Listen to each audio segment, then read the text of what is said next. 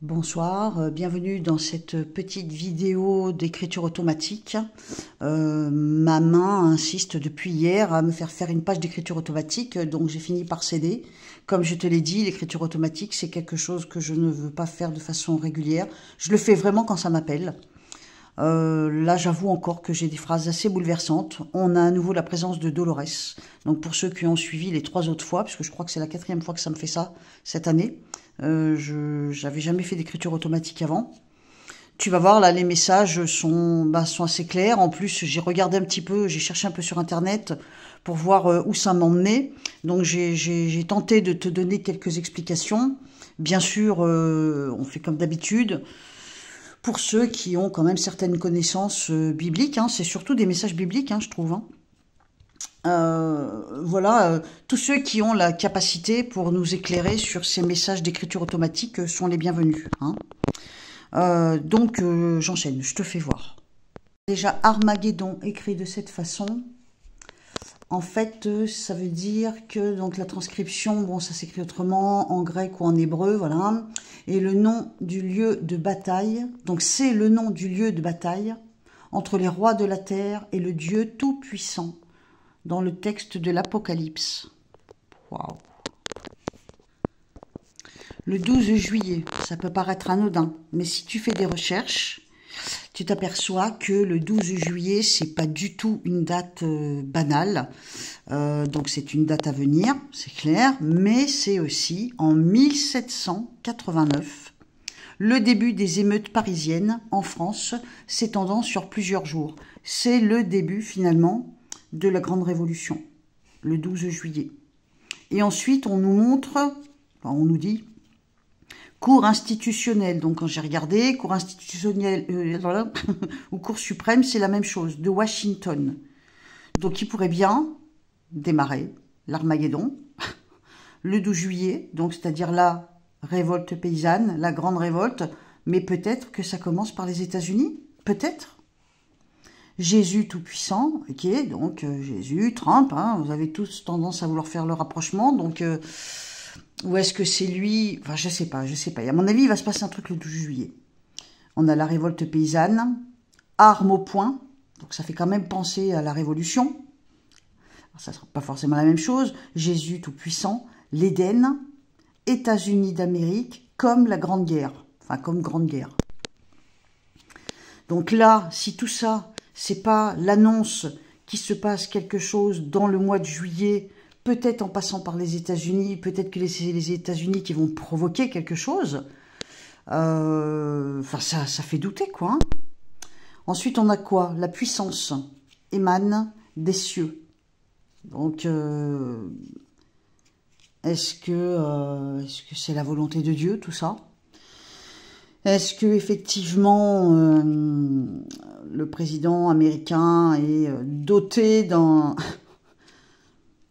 je ne sais pas comment dire, pas un message quoi, mais est-ce que finalement il y en a beaucoup qui pensent que, alors je vais pas dire que c'est le Messie parce que ça me paraît quand même énorme, mais les mots écrits ici, ouais, fais pas gaffe à mes doigts, j'ai des coupures partout.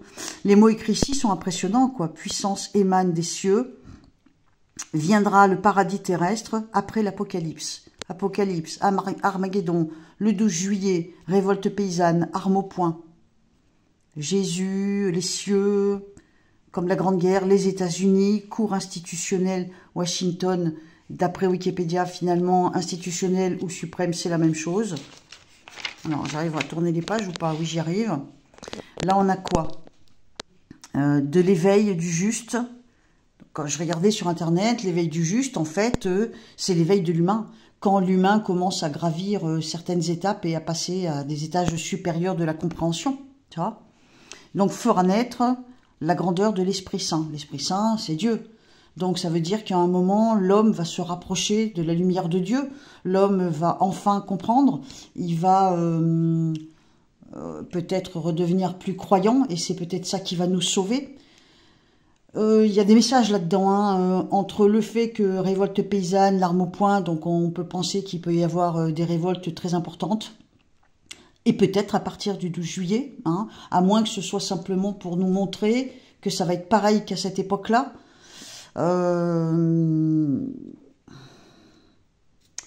l'éveil du juste, c'est toi, c'est moi qui finalement commençons à prendre conscience et à se réveiller, c'est qu'à de le dire, que en fait, nous sommes les enfants de Dieu, quoi. Enfin, il y a un truc vachement... C'est encore des messages vachement bibliques, hein, voilà. Hein. Et donc, là, ça m'a perturbé, ça. Hein. Il faudra du sang et du courage pour tracer la route de nos enfants. C'est perturbant, hein. Franchement, toi, je sais pas, mais moi, ça me secoue. Hein.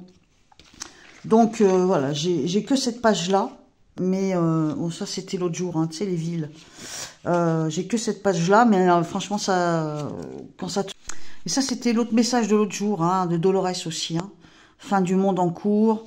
Là, je sais plus ce que c'est écrit. Liés, nos mots liés, des mots liés, un mort lié. J'arrive pas à voir. J'arrive plus à. À partir du moment où j'entends plus, c'est foutu. Hein.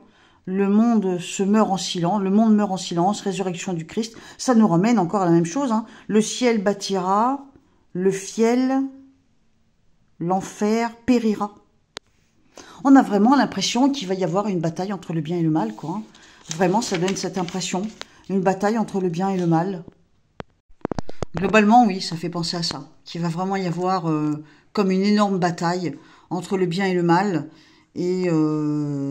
le bien étant le petit peuple et le mal étant les grands de ce monde, les 1%. Et au bout du compte, moi, ce que me laisse penser ces messages bibliques ou plus ou moins bibliques, c'est que malgré tout, c'est la population, le peuple qui gagnera. Donc c'est le bien qui l'emportera. Mais j'ai l'impression aussi que pour arriver à ça, il faut se... rallier à Dieu, il faut recommencer à avoir la foi. Ce que ça me donne comme impression, c'est que ceux qui n'ont pas la foi sont déjà corrompus, quoi. En fait, il faut en revenir à une certaine croyance. Je sais pas comment expliquer ce que je ressens. Enfin, c'est... Rappelle-toi, ça, c'était déjà il y a un moment. Hein. Je devrais marquer les dates quand même. Hein. Là, tu voyais encore Dolores, hein, donc elle signe encore, Dolores. Et la russe, on peut dire la Russie, la Prusse. J'ai regardé sur Internet, la Prusse, c'est pas l'Allemagne, c'est la Pologne. Et le 12 juillet, il y a eu, le 12 juillet 2020, donc là, dans mes pages, là, c'est marqué 12 juillet, et le 12 juillet 2020, en Pologne, il y a eu l'élection du dernier président. La Prusse, c'est la Pologne. Russe, la Prusse, punie. Guerre infâme. Israël, Israël, Israël. Village acquis.